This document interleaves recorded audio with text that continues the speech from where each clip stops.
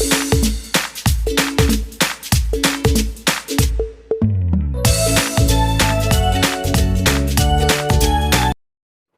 எல்லாருக்கும் வணக்கம். இப்போ பாருங்கள், ஒரு ரசம் ஒன்று மிளகு ரசம் வைக்கிறது எப்படின்னு சொல்லி காமிக்கிறேன் உங்களுக்கு. இந்த ரசம் வந்து எங்களுக்கு இப்போ நாடு பூராவும் பரவலாக பேசிட்டு வர்ற கொரோனாங்கிற அந்த வைரல் ஃபீவர் வராமல் இருக்கிறதுக்கு நோய் எதிர்ப்பு சக்தியை கொடுக்குங்க. இது நம்ம ஊரில் நம்ம செய்கிற இந்த மிளகு ரசத்தில் அவ்வளவு எதிர்ப்பு சக்தி தர்ற பவர் இருக்குங்க. அதுக்கு தேவையான பொருட்கள் பாருங்கள் எடுத்து வச்சுருக்கேன். புளி பாருங்கள், ஒரு சின்ன எலுமிச்சம்பழம் அளவுக்கு எடுத்து வச்சுருக்கேன். ஒரு தக்காளி, 10 வெந்தயம் எடுத்து வச்சுக்கோங்க. அப்புறம் ஒரு சின்ன பீஸ் இஞ்சி, கருவேப்பிலை, கொத்தமல்லி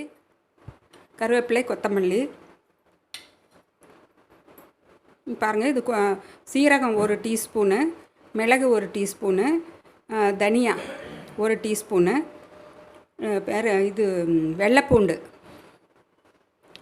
இது 2 பெருசாக இருக்கிறதுனால 2 வச்சுருக்கேன். சின்னதாக இருந்தால் நீங்கள் 3-4 கூட வச்சுக்கலாம்.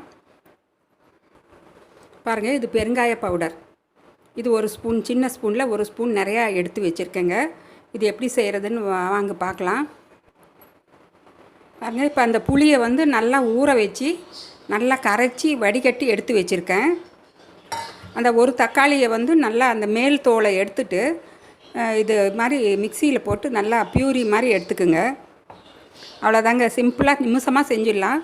அந்த நான் எடுத்து வச்ச சீரகம், மிளகு, தனியா, அந்த இஞ்சி, பூண்டு எல்லாம் மிக்சியில் போட்டு நல்லா 2 சுற்று சுற்றிக்கிட்டேன். ரொம்ப நைஸ் பவுடராக செய்ய வேண்டியதில்லை, கொஞ்சம் குறைன்னு இருந்தாலே போதுங்க. அவ்வளோதாங்க. இப்போ இது எல்லாமே நாங்கள் ஒன்றா மிக்ஸ் பண்ணி இதுக்கு தேவையான அளவு உப்பு போட்டுக்கலாம். இப்போ இந்த ஸ்டவ்வில் வந்து கடாய் வச்சுருக்கேன். இந்த ரசத்துக்கு தேவையான அளவு உப்பு போட்டுக்கலாங்க. அடுப்பு நல்லா ஹையில் வச்சுக்கிட்டு இப்போ நாங்கள் இது கலந்து வச்சுருக்கிற இந்த ரசத்தில் கலந்து வச்சுருக்கிற தக்காளி பியூரி எல்லாமே இதில் ஊற்றி நல்லா கொதிக்க வைக்கணுங்க. நீங்கள் உப்பு செக் பண்ணிக்கிங்க, உங்கள் தேவைக்கு அந்த புளிப்பு தன்மைக்கும் உப்புக்கும் மேட்ச் ஆகுதா, இல்லைன்னா உங்களுக்கு கூட குறைவாக இருந்தால் நீங்கள் அதுக்கு தகுந்த மாதிரி அட்ஜஸ்ட் பண்ணி போட்டுக்கலாம். இந்த தக்காளி பியூரி எடுத்த மிக்சிலையும் கொஞ்சம் தண்ணியை ஊற்றி நல்லா கழுவி எடுத்துக்கோங்க.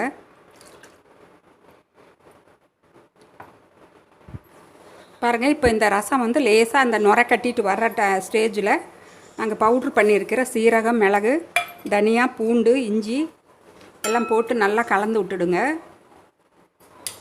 அப்புறம் ஒரு சின்ன பீஸு இஞ்சி பாருங்கள், ஒரு சின்ன பீஸ் இஞ்சியும் அப்புறம் லேசாக இப்போ தனியாக தட்டி இதில் போடுங்க.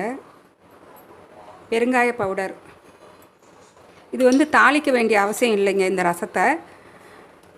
இது நம்ம பழைய மெத்தட் ட்ரெடிஷ்னல் ரசங்க, இது மிளகு ரசம்னு சொல்லுவோம். இதில் வந்து அவ்வளோ நோய் எதிர்ப்பு சக்தி இருக்குங்க. காய்ச்சல் வந்த டைம்லேயும் சின்ன குழந்தைங்க, பெரியவங்க எல்லாருக்குமே டாக்டர்ஸை ரச சாதம் கொடுங்கன்னு சொல்லுவாங்க. அதுக்கு இந்த மாதிரி தான் ரசம் சாதம் செஞ்சு நாங்கள் கொடுப்போம். குழந்தைங்களுக்கும் நல்லா தெம்பாக இருப்பாங்க, பசி தாங்குவாங்க, ஃபீவரும் நிமிஷமாக நல்லா ஆகிடுங்க. இந்த வைரல் ஃபீவர் எதுவுமே பக்கத்தில் வராது. இதில் அந்த சீரகம், மிளகு, இஞ்சி, பூண்டுலாம் அவ்வளோ மருத்துவத்தன்மை இருக்குங்க. அந்த கருவேப்பிலை, கொத்தமல்லியை கையில் இப்படி கிள்ளி போடுங்க. அப்புறம் கொஞ்சம் வெல்லம் இருந்தால் போடலாம். இப்போ என்கிட்ட நாட்டு சர்க்கரை இருக்குது, இந்த நாட்டு சர்க்கரை 1 ஸ்பூன் போட்டுக்கலாம். அவ்வளோதாங்க. கொஞ்சம் நேரம் கொதிக்க வச்சு உடனே நாங்கள் ஸ்டவ் ஆஃப் பண்ணிடலாங்க. அவ்வளோதாங்க. உப்பு செக் பண்ணிக்கிங்க. இது அவ்வளோ டேஸ்ட்டாக இருக்கும். நீங்கள் டம்ளரில் ஊற்றி நீங்கள் அப்படியே கூட குடிக்கலாம், சூப் மாதிரி. இது மாதிரி நீங்கள் செஞ்சு குடிங்க.